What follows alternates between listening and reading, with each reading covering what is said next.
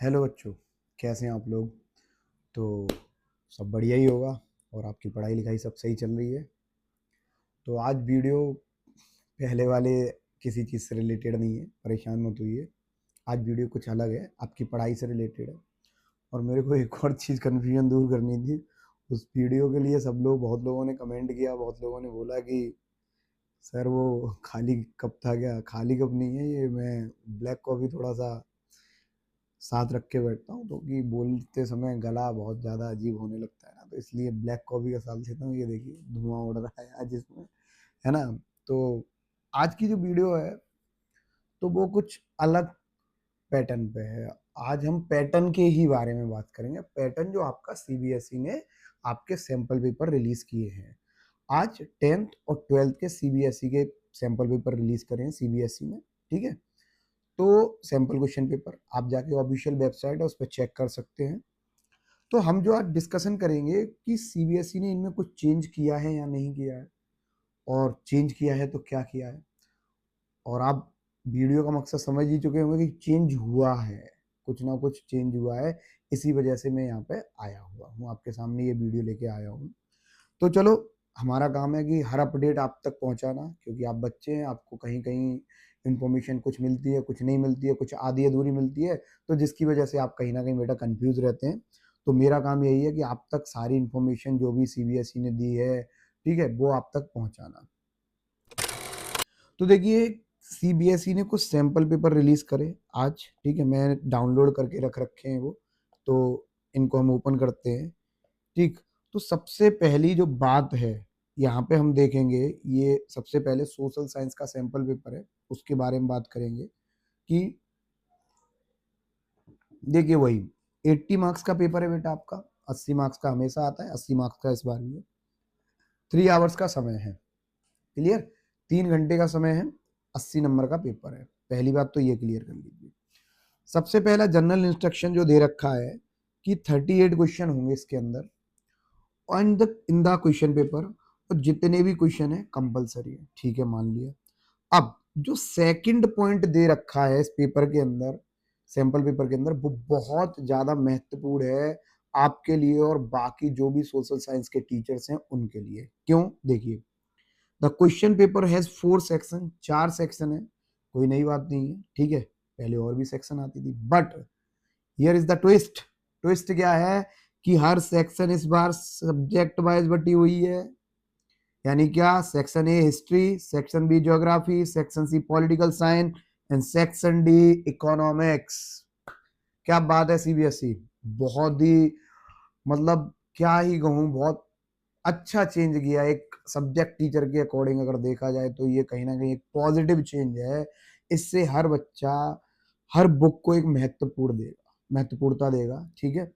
यानी क्या, कहीं ना कहीं उसके लिए हर एक किताब बहुत ज्यादा इंपॉर्टेंस होगी, ठीक है। चाहे फिर वो हिस्ट्री हो, सिविक्स हो, इकोनॉमिक्स हो, ज्योग्राफी हो। अभी क्या होता था कि वो हिस्ट्री पढ़ रहा है तो वो इकोनॉमिक्स को इतनी तवज्जो नहीं दे रहा है, लेकिन यहाँ जब उसके सामने सीधा सीधा सीबीएसई ने रख दिया कि बेटा सुनो, देखो, अब चारों की 4 सेक्शन है, वो भी सब्जेक्ट वाइज है, चारों सेक्शन के 20 नंबर है। तो इससे कहीं ना कहीं बच्चे को एक सीरियस होना पड़ेगा हर सब्जेक्ट के प्रति, चाहे वो हिस्ट्री हो, इकोनॉमिक्स हो, या सिविक्स हो, या ज्योग्राफी हो।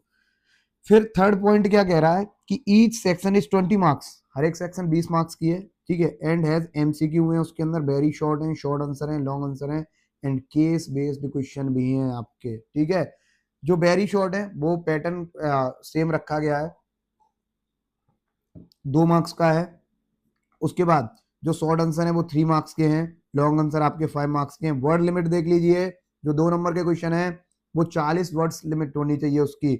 आप लोग जो छोटे छोटे आंसर लिख देते हैं, इतना सब कर देते हैं ना, ये कहीं ना कहीं गलत करते हैं, इस आदत को सुधारिए प्लीज। 60 words, 120 words. उसके बाद there are case based question, ठीक है। 3 sub question and are of 4 marks, 3 sub question है एंड आर 4 मार्क्स ईच, ठीक है। यानी क्या, 4 मार्क्स के हैं। केस स्टडी उसी तरीके की है। Answer to each question should not exceed 100 words, 100 word से एक्सीड नहीं जाना चाहिए। The map based question carry 5 marks with 2 parts. यानी क्या, मैप बेस्ड क्वेश्चन उन्होंने कोई चेंज नहीं करा आपके लिए, परेशान मत होइए। मैप बेस्ड क्वेश्चन दे रखे हैं। क्वेश्चन नंबर 9, और सेक्शन ए हिस्ट्री में 2 मार्क्स का वही मैप आता था, पहले भी आता था आपका, और क्वेश्चन नंबर 19 ज्योग्राफी का 3 मार्क्स, तो वो पहले भी था, इसमें कोई भी नया नहीं है। लेकिन इस बार एक और नई चीज हुई है। नई चीज क्या हुई है, आगे मैं बताता हूं क्या नई चीज हुई है, अभी नहीं बताऊंगा, वीडियो पूरा देखना पड़ेगा इसके लिए आपको। आप वीडियो स्किप करके चले जाते हैं वो कहीं ना कहीं गलत है, वीडियो पूरा देखिए, पूरी इंफॉर्मेशन चाहिए तो, अदरवाइज लेने के देने पड़ जाएंगे बच्चे। ठीक है, तो देखिए ये एमसीक्यू नंबर 1, ठीक है, हिस्ट्री का सबसे पहला पोर्शन जो है हिस्ट्री का है आपका, सेक्शन है हिस्ट्री 20 मार्क्स। एमसीक्यू नंबर 2 यानी क्या, जो पिक्चर बेस्ड क्वेश्चन है। एमसीक्यू नंबर 3, एमसीक्यू नंबर 4, यानी कि क्या, 4 एमसीक्यू सैंपल पेपर में दे रखे हैं, किसके, आपके हिस्ट्री के। उसके बाद इस बार देखिए इन्होंने जो और क्वेश्चन करके दिए हैं उसमें भी थोड़ा सा चेंज किया है, 5A 5B। अगर आप फिफ्थ का और का कोई भी पार्ट कर रहे हैं तो वहां पे उन्हें आपको मेंशन करना पड़ेगा कि फिफ्थ का ए कर रहे हैं या बेटा आप फिफ्थ का बी कर रहे हैं। उसके बाद इधर 6th A 6th B इस तरीके से दे रखा है, 7th A 7th B। तो इधर देखिए 5A का 5B, 5A और 5B 2 मार्क्स के हैं, 6A 6B 3 मार्क्स का दे रखा है बेटा, और 7A 7B आपका 5 मार्क्स का दे रखा है। क्लियर। उसके बाद ये आपका रीड द गिवन टेक्स्ट, यानी कि वही आपका केस स्टडी टाइप क्वेश्चन दे रखा है, जो कि है आपका 4 मार्क्स का, और जिसके अंदर आपके बेटा कितने क्वेश्चन होंगे, 3 क्वेश्चन होंगे, 1 नंबर का, 1 नंबर का और 2 नंबर के। इस तरीके से ये 4 नंबर के क्वेश्चन है आपके, 3 क्वेश्चन, ठीक है, जिसमें से एक क्वेश्चन आपका 2 नंबर का होगा। उसके बाद यहीं पे मैप बेस्ड क्वेश्चन दे दिया है, क्वेश्चन नंबर 9, जिसके अंदर आपके ऑप्शन भी दे रखे हैं, ठीक है, ए ऑप्शन, ऑप्शन बी। ये कुछ विजुअली इंपेयर्ड के लिए होते हैं, यानी कि क्या, जो देखने में सक्षम नहीं है उन लोगों के लिए कहीं ना कहीं क्वेश्चन होते हैं, तो ये क्वेश्चन आपको नहीं करने हैं, ध्यान रखिएगा। क्लियर। उसके बाद सेक्शन बी ज्योग्राफी का दे रखा है, MCQ number 1, MCQ number 2, MCQ number 3, clear, MCQ number 4, MCQ number 5 and 6। Clear. तो ये 6 एमसीक्यू किसके हैं, आपके ज्योग्राफी के। अब देखिए इसमें थोड़ा सा ट्रिकी कर दिया गया कि आपके एमसीक्यू भी थोड़े से कॉम्पिटेंसी बेस्ड क्वेश्चन आएंगे आपके, तो ध्यान रखिएगा, आप सिर्फ इस बार किताबों पे निर्भर नहीं रह सकते हैं, किताबों से ऊपर चीजें चाहिए आपको। क्लियर। आप सोचें सिर्फ एनसीईआरटी के भरोसे हम जाएं, नहीं, मैं ये नहीं कह रहा कि एनसीईआरटी नहीं करनी है, एनसीईआरटी करनी है, और एनसीईआरटी ही सबसे बेस्ट बुक है, लेकिन उसके सिवा आपको बहुत सारी चीजें और करनी पड़ेंगी। क्यों? क्योंकि सीबीएसई अब आपको किताबों पर निर्भर नहीं देखना चाहता है, वो भी चाहता है बच्चे और ज्यादा स्मार्ट बने, तो इसीलिए कॉम्पिटेंसी बेस्ड क्वेश्चन भी डाले गए हैं आपके पेपर्स में। आप देख लीजिएगा, सैंपल पेपर रिलीज हो चुका है, सीबीएसई की वेबसाइट से डाउनलोड कर लीजिए। क्लियर। उसके बाद ये देखिए 16 क्वेश्चन है आपका, 17A, और ये देखिए 17 का, person P is willing to establish a mineral based industry, he has been advised to set up a bauxite industry in Odisha as a suitable way to make a profitable venture. Analyze the possible reason behind the advice given to her. तो यहाँ पे देखिए यही competency based question होते हैं कि कोई व्यक्ति पी अपनी एक मिनरल बेस्ड इंडस्ट्री बनाना चाहता है, और ही हैज बीन एडवाइस, उसको एडवाइस किया गया कि आप बॉक्साइड इंडस्ट्री को कहाँ पे लगाइए, उड़ीसा में लगाइए, वो सुइटेबल प्लेस है। तो जब आप मिनरल एंड एनर्जी रिसोर्सेस नाम का चैप्टर पढ़ेंगे तब आपको आपका सारा जवाब मिल जाएगा, यानी कि इस प्रश्न का उत्तर वहां छिपा हुआ है। क्यों छिपा हुआ है? क्योंकि उसी में बताया गया है कि उड़ीसा जो है वो क्यों बेटर है mineral based industry, specially bauxite industry के लिए। तो ये क्वेश्चन आपको बहुत लॉजिकल क्वेश्चन है, लॉजिक के साथ चलना पड़ेगा, बहुत सोच समझ के। क्लियर। ये केस स्टडी दे रखी है, ये मैप बेस्ड क्वेश्चन दे रखे हैं आपके। अब चलते हैं सेक्शन सी पे, जो है आपकी पॉलिटिकल साइंस। ये एक एमसीक्यू। क्लियर। तो अभी हमारे 10 एमसीक्यू हो चुके हैं, ये एक एमसीक्यू, ठीक है, इधर ये एक एमसीक्यू है, ये एक एमसीक्यू हो गया। उसके बाद हमारे 2 मार्क्स के क्वेश्चन 2 दे रखे हैं यहाँ पे बेटा, उसके बाद 3 मार्क्स का एक क्वेश्चन दे रखा है, और 5 मार्क्स के 2 क्वेश्चन दे रखे हैं, मतलब 2 क्वेश्चन नहीं, 2 में चॉइस है आपको, आइदर दिस और दिस। क्लियर। उसके बाद इसमें क्वेश्चन नॉर्मल क्वेश्चन है, आप देख लीजिएगा, अभी सफर थोड़ा सा बचा है, बहुत ज्यादा लंबा तो नहीं है, कुछ ही समय रह गया आपके एग्जाम्स में। क्लियर। तो इधर फिर से केस स्टडी दे रखी है। सेक्शन डी हम लोग देखेंगे, एक एमसीक्यू। क्लियर। उसके बाद 2 एमसीक्यू बेटा, उसके बाद 3, 4 और ये 5, और ये इस तरीके से 6। यानी क्या, बहुत बड़ा चेंज आ गया बेटा, बहुत ज्यादा बड़ा चेंज आ गया है।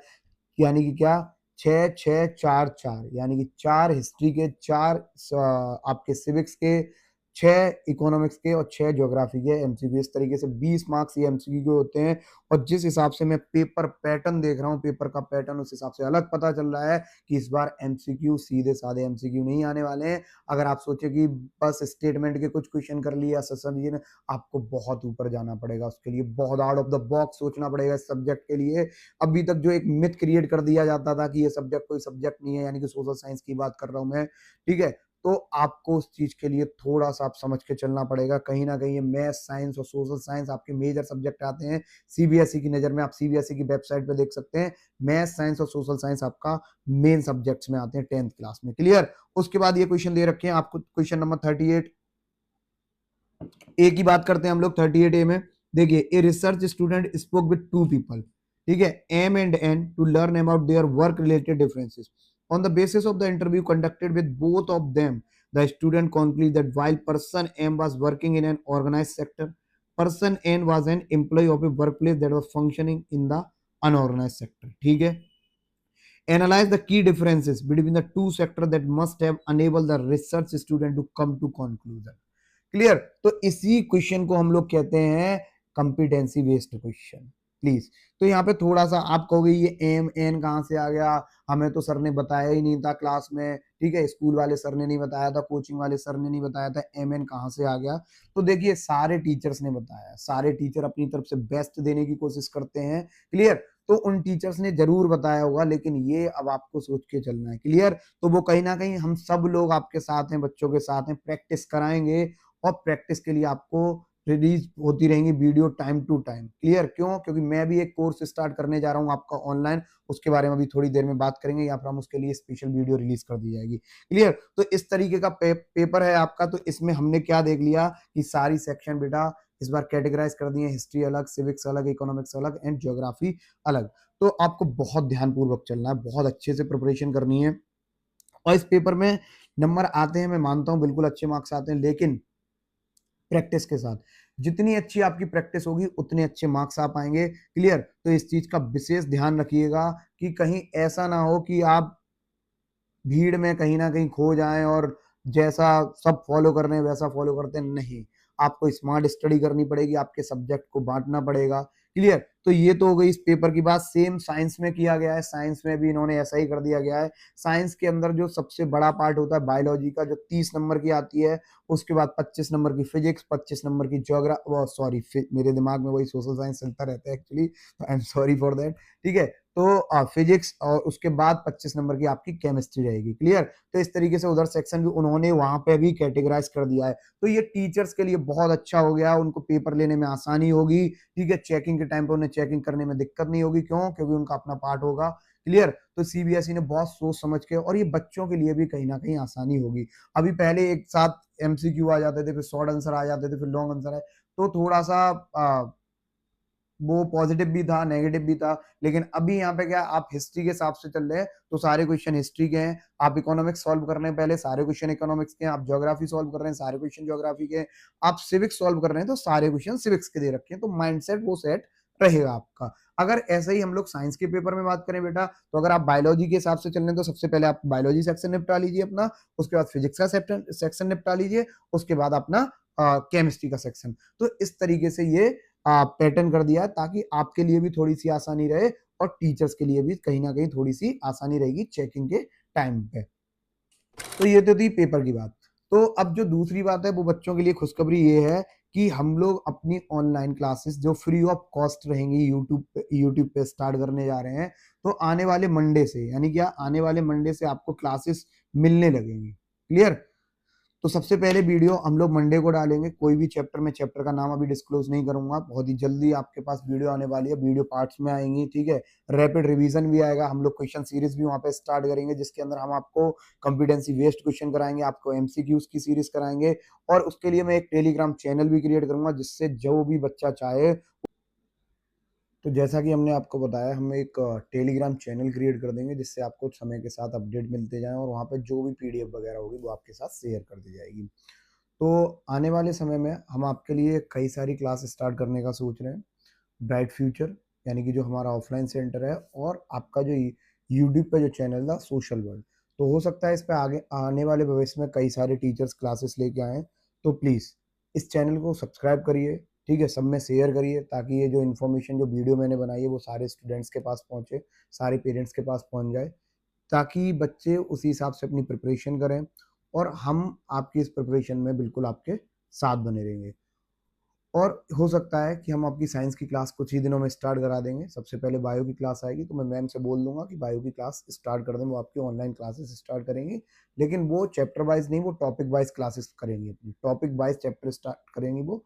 जैसे मान लीजिए कोई चैप्टर है तो पूरा चैप्टर पढ़ाने की कोई ज़रूरत नहीं है, उसमें जो मोस्ट इंपॉर्टेंट टॉपिक है उसके हिसाब से, क्योंकि अब तो हमारे पास इस हिसाब से सीबीएसई ने सैंपल पेपर रिलीज करा है, तो उससे हमें पता चल जाएगा कि अभी आपको इतना पार्ट बायो पढ़ना है, इतना पार्ट केमिस्ट्री, इतना पार्ट फिजिक्स। मतलब पढ़ना तो सब कुछ है, लेकिन बायो का पार्ट मेजर होता है।